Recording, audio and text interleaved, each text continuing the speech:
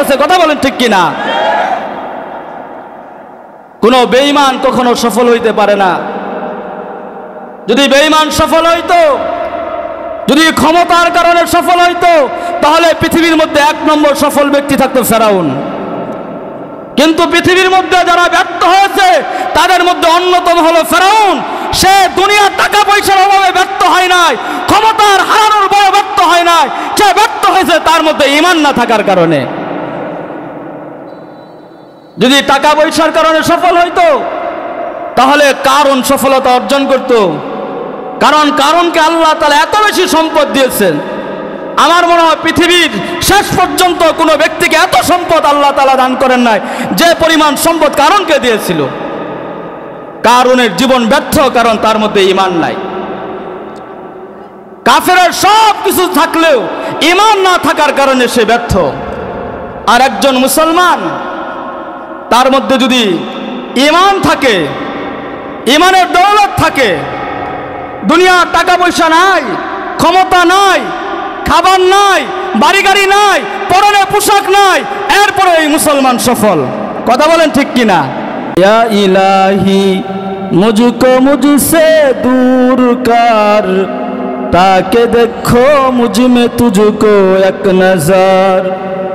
या इलाही तो मेरा गफ्फार है, या इलाही तो मेरा सत्तार है। जन्नत दोज़ख से या रब क्या करो, आरज़ू है मैं तुझे देखा करो। हूर ज़िल्मन जितना नेमत है तू, सबसे बढ़कर नियमत दीदार तू। अद्दीन अन्नसीहा औ कमा क़ाल अलैहि अस्सलातु वस्सलाम।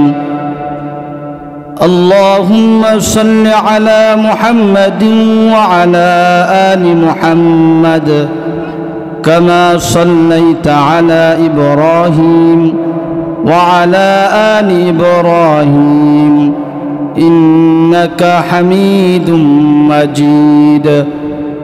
اللهم بارك على محمد وعلى آل محمد كما باركت على إبراهيم وعلى آل إبراهيم إنك حميد مجيد।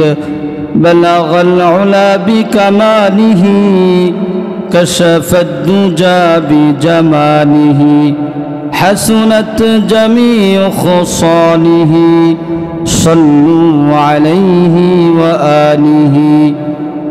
दुर्फशानी ने तेरे कतरों को दरिया कर दिया, दुर्फशानी ने तेरे कतरों को दरिया कर दिया। दिल को रोशन कर दिया, आँखों को बीना कर दिया। बलगल उला बिकमालिही कशफत दुजा बिजमालिही, हसनत जमीअ खुसालिही सल्लू अलैहि व आलिहि। मुंशिबारी गुलाम मुस्तफ़ा साउतुल कुरआन माद्रासा व यतीमखाना व जामे मस्जिदेर उद्योगे पंचम बार्षिक इस्लामी महासम्मेलनेर अत्यंत श्रद्धाभाजन आमादेर मुरब्बी आजकेर महफिलेर सम्मानित सभापति साहेब, उपस्थित हजरत उलामाए कराम, मुरब्बियाने इजाम, युवक भाइयेरा, पर्दार आड़ाले अवस्थानरत पर्दानिशीन मा ओ बोनेरा, रब्बे कारिमेर दरबारे अगणित असंख्य शुकुर जे मालिक आमादेरके अत्यंत दया करे माया करे पृथिवीर बेशिरभाग मानुष जखन जाहान्नामेर दिके दौड़ाच्छे, गुनार सागरेर मध्य हाबुडुबु खाच्छे, एमन मुहूर्ते आल्लाह ताआला आमादेरके जालिसुर रहमान उलामाए केरामेर मजलिसे कुरआनेर मजलिसे आसार बसार एवं जातिर श्रेष्ठ सन्तान उलामाए केरामेर जबान थेके दीनी गुरुत्वपूर्ण नसीहत बला एवं श्रवण करार तौफिक दान करेছেন। সে রবের দরবারে অন্তর অন্তঃস্থল থেকে আবেগের সঙ্গে মোহাব্বতের কণ্ঠে উচ্চ সুরে কালিমাতুশ শুকর আদায় করে বলে আলহামদুলিল্লাহ। মুহতারাম হাজরিন, আমি আপনাদের সামনে সূরাতুত তওবার ৭১ নম্বর আয়াত তিলাওয়াত করেছি এবং রাসূল করিম সাল্লাল্লাহু আলাইহি সাল্লামের অসংখ্য অগণিত পবিত্র হাদিসসমূহ থেকে ছোট্ট একটি হাদিস আপনাদের সামনে তেলাওয়াত করেছি। আয়াত এবং হাদিসের আলোকে দিনই কিছু নসিহত এখলাসের সাথে বলার নিয়ত করেছি। আল্লাহ তাআলা যেন আমাদেরকে এখলাসের সাথে বলা এবং এখলাসের সাথে শ্রবণ করার তৌফিক দান করুন, বলেন আমিন। আজকে আমাদের অনেক আমল নষ্ট হয়ে গিয়েছে, সাথে সাথে আমাদের এই ওয়াজ মাহফিলগুলো অনেকটা নষ্ট হয়ে গিয়েছে। এখন ওয়াজ মাহফিলগুলো অনেক ক্ষেত্রে দেখা যায় আমরা যারা ওয়াজ করি আমাদের নিয়তের মধ্যেও গরমিল, আমাদের লেনদেনের মধ্যেও গরমিল, আমরা যারা শ্রোতা আছি তাদের শ্রবণ করার মধ্যেও অনেক রকম সমস্যা। অনেকেই ওয়াজ নসিহত শুনে হেদায়েতের নিয়তে, কিন্তু এদের সংখ্যা কম। কিন্তু অনেকেই যে নিয়তে গান শুনে বক্তার সুরটা কেমন, বক্তা ওয়াজ মাহফিলে গান করতে পারে কিনা, এমন বদ নিয়তে অনেকেই ওয়াজ মাহফিল শুনতে আসে। কথা বলেন ঠিক কিনা? অনেকে আইসা দেখে, দোকানে ঘোরাফেরা করে, আড্ডা দেয়। ওয়াজ মাহফিলের উদ্দেশ্য তো নিজে হেদায়েতের উপর উঠা, ঈমানের উপর উঠা। আজকে ওয়াজ মাহফিলগুলো মেলায় রূপান্তর হয়েছে। ইহুদি নাসারা বৌদ্ধ বিজাতিদের অনুষ্ঠানগুলোর মধ্যে যেভাবে পুতুলের বিক্রি হয়, যেভাবে হাট বাজার জমে যায়, ওয়াজ মাহফিলগুলো এমন হয়ে গিয়েছে। এটা অত্যন্ত আফসোসের বিষয়। আজকে দেখা যায় দোকানের মধ্যে মানুষের সংখ্যা বেশি, বাজারের মধ্যে মানুষের সংখ্যা বেশি। আজকে যেখানে কোরআনের হাদিসের আলোচনা হয়, যেখানে আল্লাহর দ্বীনের আলোচনা হয়, সেই আলোচনার মজলিসকে বন্ধ করে, সেটাকে উপেক্ষা করে দোকানে বসা কোনো মুসলমানের কাজ হইতে পারে না। পৃথিবীর সকলেই সফল হইতে চায়, সকল ধর্মের লোকেরা সফল হইতে চায়, শান্তিতে থাকতে চায়। সকল পেশাজীবী, সকল রাজনীতিবিদ, সকল ব্যবসায়ী, সকল ডাক্তার সফল হইতে চায়। কথা বলেন ঠিক কিনা? এমনকি যে চুরি করে সেও সফলতার নিয়তেই চুরি করে, যে সন্ত্রাসী করে সেও সফলতার নিয়তেই সন্ত্রাসী করে। বর্তমান পৃথিবীর নব্য ফেরাউন যে হাজার হাজার শিশুকে শহীদ করেছে, হাজার হাজার মা বোনের ইজ্জত নষ্ট করেছে, শত শত মসজিদকে ধ্বংস করে দিয়েছে, যে আমাদের পবিত্র শহর মুসলমানের কিবলাকে বিনষ্ট করার অপচেষ্টা চালিয়েছে, সেই ইসরায়েলের নব্য ফেরাউন নেতানিয়াহু সহ সন্ত্রাসী করতেছে, যা দেখুন তারও উদ্দেশ্য হলো সফলতা। কথা বলেন ঠিক কিনা? কিন্তু সকলেই সফল হইতে পারে না। সফলতা আল্লাহ তাআলা একমাত্র মুমিনের সাথে আল্লাহ তাআলা সফলতাটা মুমিনকে দিয়েছেন, ঈমানের সাথে শর্ত করে দিয়েছেন। আল্লাহ রাব্বুল আলামিন কোরআনে হাকিমের মধ্যে সূরাতুল মুমিনুন নামে একটি সূরা নাজিল করছেন। ওই সূরার প্রথম আয়াতে আল্লাহ তাআলা এই ঘোষণা দিয়েছেন, কাদ আফলাহাল মুমিনুন, পৃথিবীর মধ্যে একমাত্র সফলতা অর্জন করবে মুমিনরা। সুবহানাল্লাহ বলেন। মুমিনরা একমাত্র সফল হবে। যেখানে ঈমান আছে সেখানে সফলতা আছে, যেখানে ঈমান নাই সেখানে সফলতা নাই। ওই যুবক সফল হবে যে যুবকের মধ্যে ঈমান আছে, ওই ব্যবসায়ী সফল হবে যে ব্যবসায়ীর মধ্যে ঈমান আছে, ওই রাজনীতিবিদ সফল হবে যে রাজনীতিবিদের মধ্যে ঈমান আছে, ওই রাষ্ট্রপতি সফল হবে যে রাষ্ট্রপতির মধ্যে ঈমানের বৈশিষ্ট্য আছে, ওই কৃষক সফল হবে যার মধ্যে ঈমানের বৈশিষ্ট্য আছে, ওই নারী সফলতা অর্জন করবে যার মধ্যে ঈমানের মুহাব্বত আছে, ওই পুরুষ সফলতা অর্জন করবে যার মধ্যে ঈমানের দৌলত আছে। কথা বলেন ঠিক কিনা? কোন বেঈমান কখনো সফল হইতে পারে না। যদি বেঈমান সফল হইতো, যদি ক্ষমতার কারণে সফল হইতো, তাহলে পৃথিবীর মধ্যে এক নম্বর সফল ব্যক্তি থাকতো ফেরাউন। কিন্তু পৃথিবীর মধ্যে যারা ব্যর্থ হয়েছে তাদের মধ্যে অন্যতম হলো ফেরাউন। সে দুনিয়ার টাকা পয়সার অভাবে ব্যর্থ হয় নাই, ক্ষমতার হারানোর বড় ব্যর্থ হয় না, সে ব্যর্থ হয়েছে তার মধ্যে ঈমান না থাকার কারণে। যদি টাকা পয়সার কারণে সফল হইতো তাহলে কারণ সফলতা অর্জন করত। কারণ কারণকে আল্লাহ তাআলা এত বেশি সম্পদ দিয়েছেন, আমার মনে হয় পৃথিবীর শেষ পর্যন্ত কোনো ব্যক্তিকে এত সম্পদ আল্লাহ তাআলা দান করেন নাই যে পরিমাণ সম্পদ কারণকে দিয়েছিল। কারণের জীবন ব্যর্থ, কারণ তার মধ্যে ঈমান নাই। কাফেরের সব কিছু থাকলেও ঈমান না থাকার কারণে সে ব্যর্থ। আর একজন মুসলমান, তার মধ্যে যদি ঈমান থাকে, ঈমানের দৌলত থাকে, দুনিয়ার টাকা পয়সা নাই, ক্ষমতা নাই, খাবার নাই, বাড়ি গাড়ি নাই, পরনে পোশাক নাই, এরপরে এই মুসলমান সফল। কথা বলেন ঠিক কিনা? এজন্য মুহতারাম হাজিরিন, আল্লাহ রাব্বুল আলামিন সফলতা শুধু ঈমানের মধ্যে রেখে দিয়েছেন। একজন মুমিনের যদি ক্ষমতা নাও থাকে, একজন মুমিনের যদি টাকা পয়সা নাও থাকে, একজন মুমিনের যদি খাবার দাবার নাও থাকে, তার দিলের মধ্যে যদি আল্লাহর মহাব্বত থাকে, আল্লাহর ভালোবাসা থাকে, তাহলে আল্লাহ তাআলা এই মুমিনকে সফল হিসাবে ঘোষণা করেছেন। হযরত বিলাল রাদিয়াল্লাহু তাআলা আনহু, যিনি একজন আল্লাহর প্রকৃত গোলাম ছিলেন, আল্লাহর জমিনে একজন কুখ্যাত কাফেরেরও গোলাম ছিলেন। দুনিয়ার সিস্টেম উনি আজাদ কোনো ব্যক্তি ছিলেন না। মক্কার যে সকল কাফের দ্বীনের বিরুদ্ধাচরণ করেছে, তাদের মধ্যে অন্যতম ছিল উমাইয়া ইবনে খালফ। হযরতে বিলাল রাদিয়াল্লাহু তাআলা আনহু উমাইয়া ইবনে খালফের গোলাম ছিলেন। হযরতে বিলাল রাদিয়াল্লাহু তাআলা আনহু আল্লাহ রাসূলের দাওয়াত পাওয়ার পর কালিমা গ্রহণ করেন।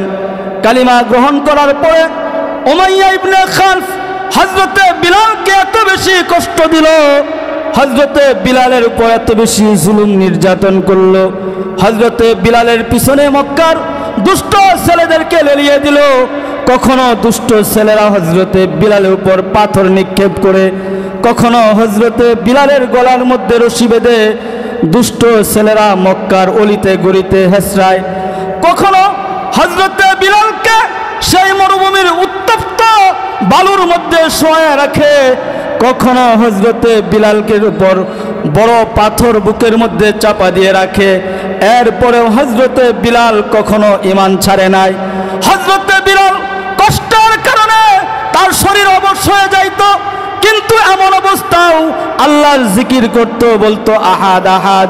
কোন riwayat-এর মধ্যে আছে উমাইয়া ইবনে খালফ হযরতে বিলালের জবানের মধ্যে আগুন দিয়ে সেক দিয়েছে, এরপরেও হযরতে বিলাল ঈমান ছাড়ে নাই। হযরতে বিলালের উপরে জুলুম নির্যাতন দেখে হযরতে সিদ্দিক আকবর নিজের টাকা দিয়ে খরিদ করে হযরতে বিলালকে আজাদ করে দেয়। বলেন সুবহানাল্লাহ। হযরতে বিলাল হিজরত করে মদিনায় চলে যায়। হযরতে বিলাল মদিনাতে যাওয়ার পর আল্লাহর নবী হিজরত করার পর মসজিদে নববী নির্মাণ করেন। মসজিদে নববীর মুয়াজ্জিন হিসাবে হযরতে বিলালকে নিয়োগ দেন। হযরতে বিলাল আল্লাহ তাআলার এত বেশি প্রিয় হয়ে গেছেন, ঈমানের বদৌলতে দুনিয়ার একজন গোলাম যার চেহারাটা অত সুন্দর না, কিন্তু ঈমানের বরকতে, ঈমানের মুহাব্বতের কারণে এত বেশি দামি হয়ে গিয়েছেন। হযরতে বিলালের মুখের মধ্যে উমাইয়া ইবনে খালফ আগুন দ্বারা শাস্তি দেওয়ার কারণে অনেক অক্ষর উনি শুদ্ধ করে উচ্চারণ করতে পারতেন না। যখন ইসলামের বিজয় শুরু হয়ে গেল, যখন ইসলামের মধ্যে অনেক সুন্দর চেহারার অধিকারীরা ইসলাম গ্রহণ করলো, অনেক ভালো কণ্ঠের লোকেরা ইসলাম গ্রহণ করলো, অনেকেই নবীজির কাছে আবেদন করলো, নবীজি হযরতে বিলালের মুখের মধ্যে একটু জড়তা আছে, ওনাকে মুয়াজ্জিন থেকে অব্যাহতি দিয়ে ওনার স্থানে ভালো কণ্ঠস্বর আরেকজনকে মুয়াজ্জিন হিসাবে নিয়োগ দেন। আল্লাহ রাসূল সাল্লাল্লাহু আলাইহি ওয়াসাল্লাম তাদের কথা অনুযায়ী সাময়িকভাবে হযরতে বিলালকে মুয়াজ্জিনের দায়িত্ব থেকে অব্যাহতি দিলেন। হযরতে বিলালকে ডেকে বললেন, বিলাল, অনেকেই বলতেছে তোমার চাইতে ভালো আজানের লোক এখন এসে গেছে, তুমি একটু অবসর নেও। হযরতে বিলাল আল্লাহ তাআলার সাক্ষ্য প্রতিদিন 5 বার দিতেন, বলতেন আল্লাহু আকবার, আল্লাহু আকবার, আশহাদু আল্লা ইলাহা ইল্লাল্লাহ আশহাদু আন্না মুহাম্মাদার রাসূলুল্লাহ। আজানের ধ্বনির মধ্যে হযরতে বিলাল আল্লাহর প্রেম এবং তার রসুলের প্রেম খুঁজে পাইতেন। এই জন্য সকলে বাড়িতে চলে গেছে। হযরতে বিলাল মসজিদে নববীর এক কোণায় বসে আল্লাহ তাআলার কাছে ফরিয়াদ জানায়, আল্লাহ আমাকে মুয়াজ্জিনি থেকে অব্যাহতি দেওয়া হয়েছে, আল্লাহ আমি যদি তোমার নবীর মসজিদে আজান না দিতে পারি, আল্লাহ আমার এই জিন্দেগির কোনো দাম নাই। হযরতে বিলাল সাজদায় পড়ে পড়ে কান্নাকাটি করে নতুন মুয়াজ্জিন ফজর আজান দেয়, সুন্দরভাবে আজান দেয়। কিন্তু রসুলের সুন্নত ছিল, রসুল সাল্লাল্লাহু আলাইহি সাল্লাম একটু আলোকিত হলে ফজরের নামাজ পড়তেন।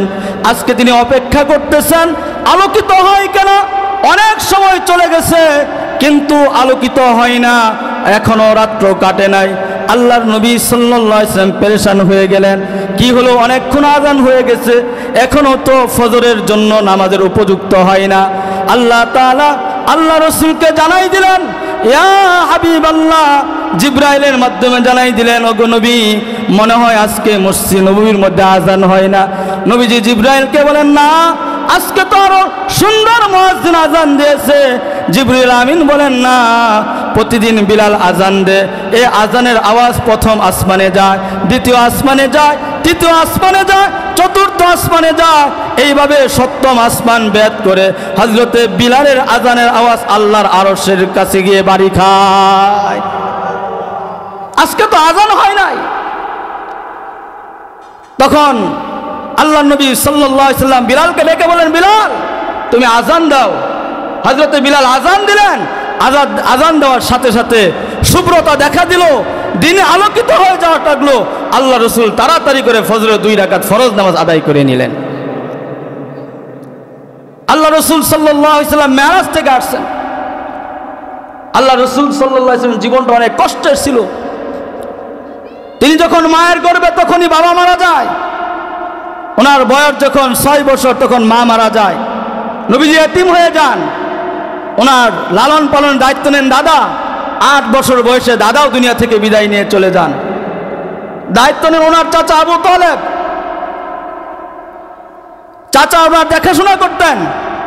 একটা সময় চাচাও দুনিয়া থেকে চলে যান। আল্লাহ রসুল সাল্লাল্লাহু আলাইহি ওয়াসাল্লামকে যে নারী সবচেয়ে বেশি সহযোগিতা করেছেন, ওনার প্রথম স্ত্রী হযরতে খাদিজাতুল কুবরা রাদিয়াল্লাহু তাআলা আনহা, উনিও দুনিয়া থেকে চলে যান। আল্লাহ রসুল এই দিনের মিশনকে বাস্তবায়ন করার জন্য মক্কার কাফেররা যখন রসুলের দিনের দাওয়াতকে প্রত্যাখ্যান করেছিল, রসুলের বিরুদ্ধে বিভিন্ন ষড়যন্ত্র করেছিল, আল্লাহ রসুল তায়েফ চলে যান দিনের দাওয়াত দেওয়ার জন্য। তায়েফ যাওয়ার পরে তায়েফের কাফেররা রসুলের উপর জুলুম নির্যাতন করে রসুলের শরীরের মধ্যে রক্ত জড়ায়, রসুলকে আঘাত করে। আল্লাহ রসুল আল্লাহকে জানায়, আল্লাহ আপনি আমাকে কার হাতে তুলে দিলেন? আল্লাহ তাআলা তার নবীজিকে জানাই দেন, ওগো আমার হাবিব, আপনি টেনশন করেন না, আপনি কষ্ট করতেছেন, আমি এমন একটা উপহার আপনাকে দান করব। দিনের জন্য আপনি কষ্ট করতেছেন, কিছুদিনের মধ্যে আমি আপনার সাথে আমার সাথে আপনার দিদার ঘটে যাবে।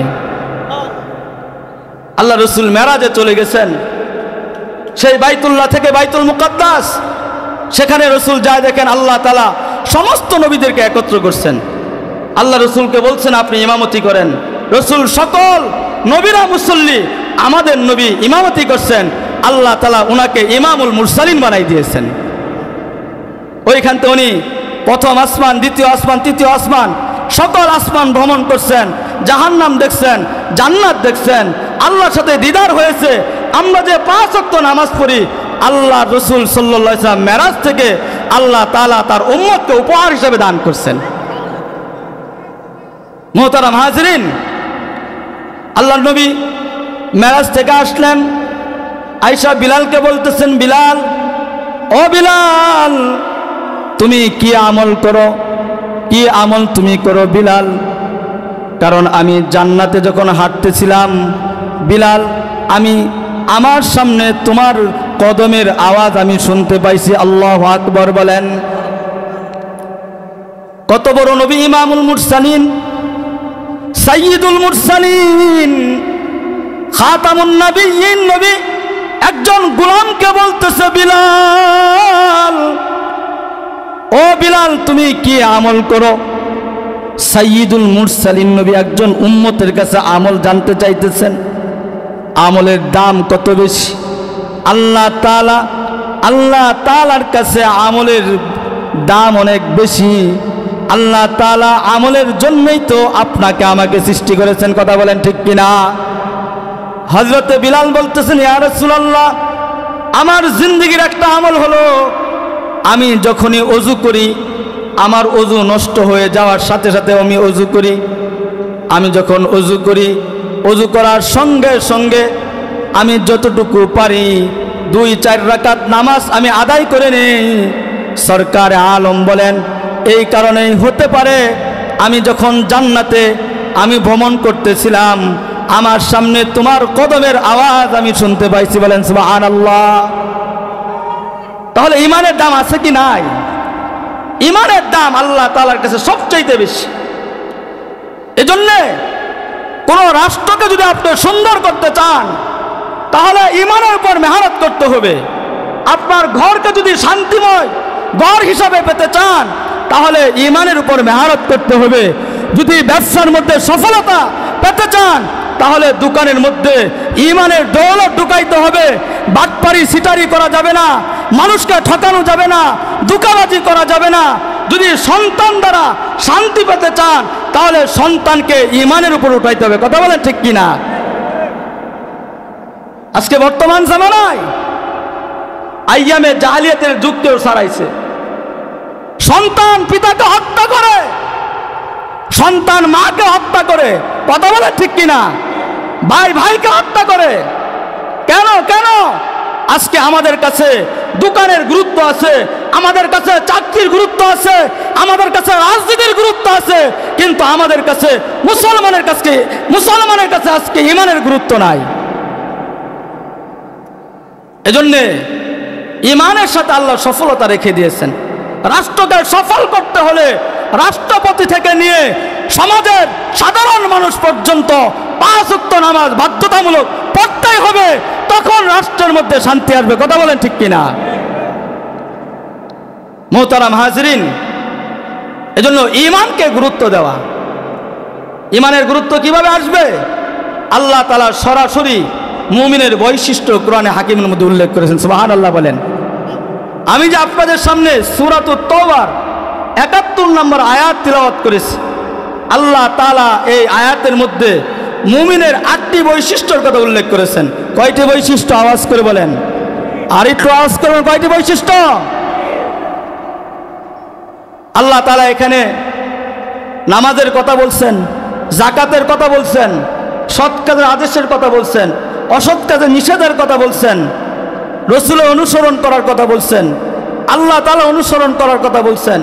সাথে সাথে বৈশিষ্ট্য উল্লেখ করে মুমিন যদি তার বৈশিষ্ট্যগুলো অর্জন করে, ঈমানের বৈশিষ্ট্যগুলো অর্জন করে, তাকে কি পুরস্কার দিবেন আল্লাহ তাআলা এই ঘোষণাও এই আয়াতের শেষে দান করেছেন। সুবহানাল্লাহ বলেন।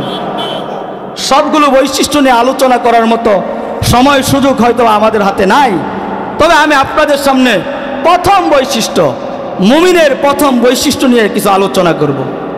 আল্লাহ রাব্বুল আলামিন বলেন, ওয়াল মুমিনুনা ওয়াল মুমিনাতু বা'দুহুম আউলিয়াউ বা'দ ইয়া'মুরুনা বিল মা'রুফ ওয়া ইয়ানহাউনা 'আনিল মুনকার ওয়া ইউকিমুনাস সালাতা ওয়া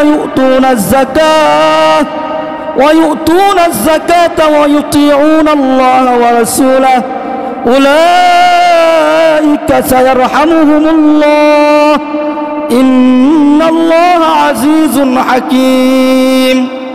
আল্লাহ রাব্বুল আলামিন বলেন, মুমিনের প্রথম বৈশিষ্ট্য হলো যে মুমিন কতকের বন্ধু হবে। সুবহানাল্লাহ বলেন। মুমিন কতকের কি হবে?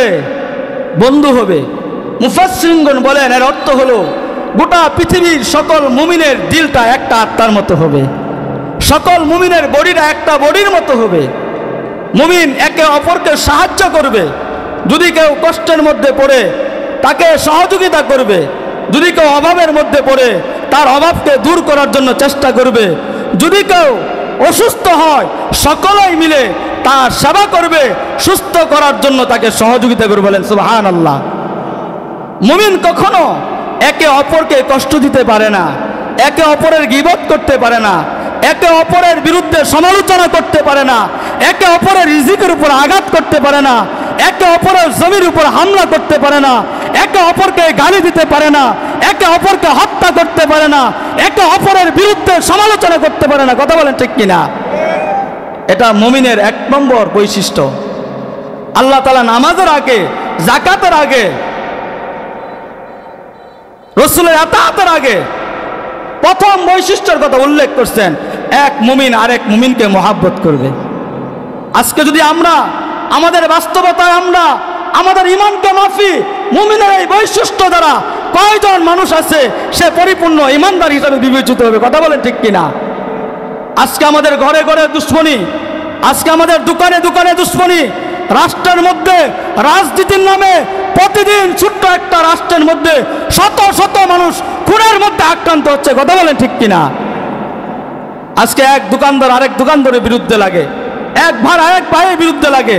মুসলমানের রাষ্ট্রের মধ্যে আদালতের মধ্যে তো কোনো মামলা থাকতে পারে না, কোনো মামলা থাকতে পারে না। অথচ আজকে ছোট্ট একটা রাষ্ট্রে প্রত্যেকটা জেলার প্রত্যেকটা আদালতের মধ্যে লক্ষ লক্ষ মিথ্যা মামলা। কথা বলেন ঠিক কিনা? এটা মুমিনের গুণ না? মুমিন একে অপরকে ক্ষতি করবে এটা প্রশ্নই আসে না, তাহলে তার মধ্যে পরিপূর্ণ ঈমান থাকতে পারে না। আজকে যদি আমরা আমাদের জিন্দেগির এই ঈমানের বৈশিষ্ট্য দ্বারা মাপি, তাহলে আমরা অনেকেই ধরা খেয়ে যাব, বেশিরভাগ মানুষ ধরা খেয়ে যাবে। মানুষ মানুষের উপকার করে এটাই তো আমরা ভুলে গিয়েছি। মানুষ মানুষকে কষ্ট দেয়, মানুষ মানুষের ক্ষতি করে, মানুষ মানুষের গীবত করে, এটাই তো আজকে আমাদের সমাজের মধ্যে প্রচলন আছে। কথা বলেন ঠিক কিনা?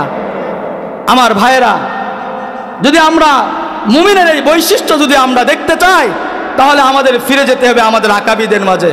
আমাদের রাসূলের জিন্দেগি খুঁজতে হবে, সাহাবাদের জীবন খুঁজতে হবে, তাবিঈনদের জীবন খুঁজতে হবে, তাবিঈনদের জীবন খুঁজতে হবে। ওনাদের জীবনের মধ্যে এটাই ছিল, একজন মুমিন আরেকজন মুমিনের উপকার করবে, একজন মুমিন আরেকজন মুমিনকে সাহায্য করবে, একজন মুমিন আরেকজন মুমিনের মুখে হাসি ফুটাবে। আমাদের হাসান নুরি রহমাতুল্লাহ আলাইহি একজন বড় আলেম ছিলেন। উনি একজন তৎকালীন যুগের এক বাদশাহ, তার কাছে ফতোয়া চাইছে তার মন মতো। সমাজের মধ্যে 2 রকম আলেম থাকে। এক প্রকার আলেম হলো যারা দরবারি আলেম, যারা সরকারকে খুশি করতে চায়, যারা সরকারের মুআফেক ওদের মত অনুযায়ী ফতোয়া দেয়। কথা বলেন ঠিক কিনা? এরকম আলেম ছিল কি ছিল না? আজকের এই সমাজের মধ্যে মুখ দেখাইতে পারে না, সমাজের মধ্যে থাকতে পারে না। আমাদের জন্য লজ্জাজনক হলো এই জাতীয় মসজিদের জাতীয় খতিব সে সকল দরবারি আলেম হওয়ার কারণে পলাইতে হয়েছে। কথা বলেন ঠিক কিনা? এটা লজ্জাজনক বিষয়। আরেক প্রকার আলেম থাকে ফাঁসির কাস্টে ঝুলবে, কিন্তু কোনো সরকারের মতের পক্ষে ফতোয়া দিবে না। হাসান নুরি রহমাতুল্লাহ আলাইহি তিনি ওই সকল আলেমদের অন্তর্ভুক্ত যারা হকের জন্য নিজের জীবনকে কুরবানি করেছেন। উনি যখন রাষ্ট্রের সরকারের বিরুদ্ধে ফতোয়া দিলেন, সরকার 3 জন আলেমকে গ্রেফতার করলো। গ্রেফতার করার পরে এই 3 জনকে সরকার হত্যা করবে, কাতারবন্দি করেছে। হাসান নুরি রহমাতুল্লাহ আলাইহি উনি সবার আগে, কাতারের সবার আগে আরো 2 জনের সামনে উনি অবস্থান নিয়েছেন। সরকারের সাথে ওনার আত্মীয়তার সম্পর্ক ছিল। সরকার চাচ্ছে যে ওনাকে কোনো মতে বাঁচাইয়া 2 জনকে আমি হত্যা করব। উনি বলছেন এই লাইন চলবে না, অন্য লাইন ধরেন। আরেক জায়গায় যায় লাইন ধরেন। উদ্দেশ্য হলো ওই 2 জনের মধ্যে ওরা আগে থাকবে, হাসান নুরি রহমাতুল্লাহ পিছনে থাকবে। কিন্তু আবারও হাসান নুরি রহমাতুল্লাহ আলাইহি উনি আবার সামনে গিয়ে গেলেন যাতে ওনাকে সর্বপ্রথম হকের জন্য হত্যা করা হয়। বাদশা তাকে ডাক দিয়ে বললেন, কি ব্যাপার? আমি আপনাকে বাঁচাইতে চাই, আর আপনি সবার আগে দুনিয়া থেকে বিদায় নেওয়ার জন্য প্রস্তুত হয়ে যান। হাসান নুরি রহমাতুল্লাহ আলাইহি বলেন, জাহাপনা, আমার দিলের উদ্দেশ্য হলো আমার যে 2 ভাই, এই 2 জন আলেম, আমার উদ্দেশ্য হলো আমার মৃত্যু যদি আগে হয় তাদের মৃত্যু পরে হবে, আমার উসিলায় তারা জমিনের মধ্যে কিছু সময় হইলেও বেশি সময় হায়াত পাবে। বলেন সুবহানাল্লাহ। এটা ছিল আমাদের মুসলমানদের আদর্শ, এটা ছিল আমাদের চরিত্র। আমার ভাইয়েরা, তখন মুসলমান গোটা পৃথিবী শাসন করত, কারো উপর হামলা করত না। আজকে 200 কোটি মুসলমান, কিন্তু আমাদের হাতে ক্ষমতা নয়।